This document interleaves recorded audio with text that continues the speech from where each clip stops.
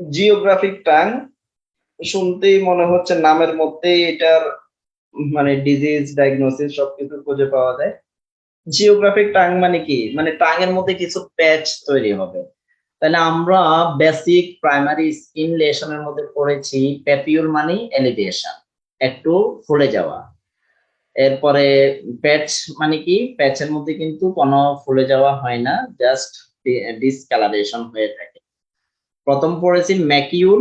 Macule হচ্ছে যে discoloured skin less than 1 centimetre. Macule যদি একটু বড় হয়ে যায় সেটাকে বলা হয় প্যাচ। প্যাপিউল এটা হচ্ছে সলিড এলিভেশন, যদি প্যাপিউল বড় হয় সেটাকে বলা হয় প্ল্যাক। জিওগ্রাফিক টাং এর মধ্যে অ্যাকচুয়ালি কি হয়? জিওগ্রাফিক টাং মানে মানুষের জিহ্বার সাধারণত এখানে কিছু হোয়াইট টিনি প্যাপিলিয়া দিয়ে আবৃত থাকে। এখানে কোনো ইনফেকশন ছাড়া এই পিঙ্কিশ হোয়াইট প্যাপিলিয়া গুলো নষ্ট হয়ে যায়। জিওগ্রাফিক টাং এর মধ্যে কোনো ইনফেকশন থাকে না, কোনো ব্যাকটেরিয়াল ইনফেকশন থাকে না, ভাইরাল ইনফেকশন থাকে না, কোনো ফাঙ্গাল ইনফেকশন থাকে না। উইদাউট এনি ইনফেকশন, উইদাউট কোনো রিজন সেখানে কিছু প্যাচ তৈরি হয়, মানে ডিসকালার্ড এরিয়া তৈরি হয়। হ্যাঁ, এই ডিসকালার্ড এরিয়া গুলো রেডিশ লাল লাল দেখতে। এর সময় দেখা যায় কি এগুলো মিউকাস মেমব্রেনকে ইনভলভ করে। মনে হবে আপনি পিকচারের দিকে দেখলে মনে হবে যে মিউকাস মেমব্রেন থেকে একটা লেয়ার ঝলসে গেছে, এরকম একটা জিনিস মনে হয়। আর এটাকে দেখতে ওয়ান টাইপস অফ ম্যাপের মতো দেখা যায়, এখানে তো বোঝা যায় না, মানচিত্রের মতো দেখা যায়, সেজন্য এগুলোকে জিওগ্রাফি সাথে তুলনা করে জিওগ্রাফিক টাং বলা হয়। এই যে এরকম অনেকের ক্ষেত্রে মানে একটা ম্যাপের প্যাটার্ন তৈরি করে ফেলে। তা আপনি এখানে সহজে বুঝে যান। এখানে যদি ওরাল থ্রাশ হতো তাহলে সাদা সাদা কিছু এখানে দাগ থাকতো, মানে একটা সাদা কিছু স্ক্যালি কিছু লেশন থাকতো, কিন্তু ওই ধরনের কিছু নাই।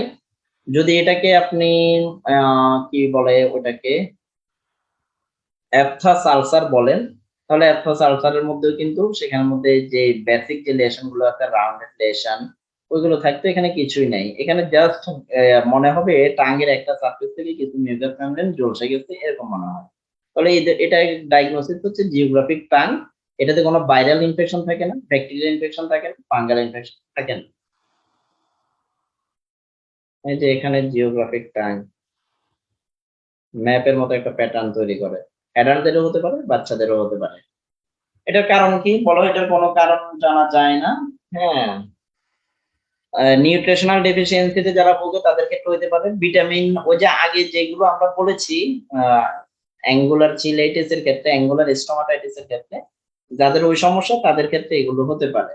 তো এখানে সবচেয়ে ব্যাপার হচ্ছে কি এই ডিজিজটা অ্যাকচুয়ালি ভালো হয় না, ভালো হতে দীর্ঘদিন টাইম লাগে, এটা অটোমেটিক প্রসেস। কারো ক্ষেত্রে এটা 4 সপ্তাহ 2 মাস এটা ভালো হয়ে যায়, কারো ক্ষেত্রে এটাতে জিঙ্ক দিলে এটা রেসপন্স করে, কারো ক্ষেত্রে টাইলন দিলে রেসপন্স করে, কিন্তু অ্যাকচুয়ালি ম্যাক্সিমাম এর ক্ষেত্রে কোনোটাই রেসপন্স করে না। তো সেজন্য আপনি যদি ইনিশিয়াল এই অবস্থা নিয়ে পেশেন্ট আসে তাহলে তাকে মানে পানি কেমন খায় সেটা হিস্ট্রি নিয়ে পানি খাওয়ার অ্যাডভাইস দিবেন, তাকে একটা জিঙ্ক বি আপনি দিবেন। হ্যাঁ, সাথে যেহেতু এখানে একটা ডিসকমফোর্ট সেন্সেশন থাকে, তো ডিসকমফোর্ট সেন্সেশন সেখানে তাকে যাতে ডিসকমফোর্ট না লাগে সেটার জন্য একটা মানে টপিক্যাল একটা সাবস্টেন্স দিতে পারেন।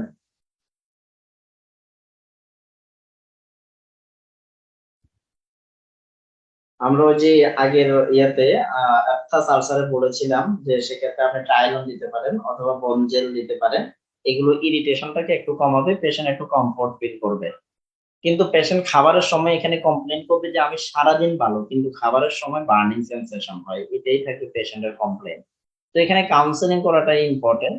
আমার কাছে একবার একটা পেশেন্ট আসছিল, তো তাকে আমি সবগুলো দেওয়ার পরে সে এটার পরে ওটাতে ভালো না হয়েছে, ইন্ডিয়া পর্যন্ত ঘুরে আসছে, কাজ হয় নাই।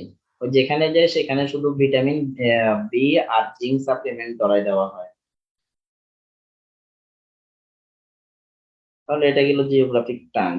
আজকে ছোট ছোট কয়েকটা টপিকস ছিল।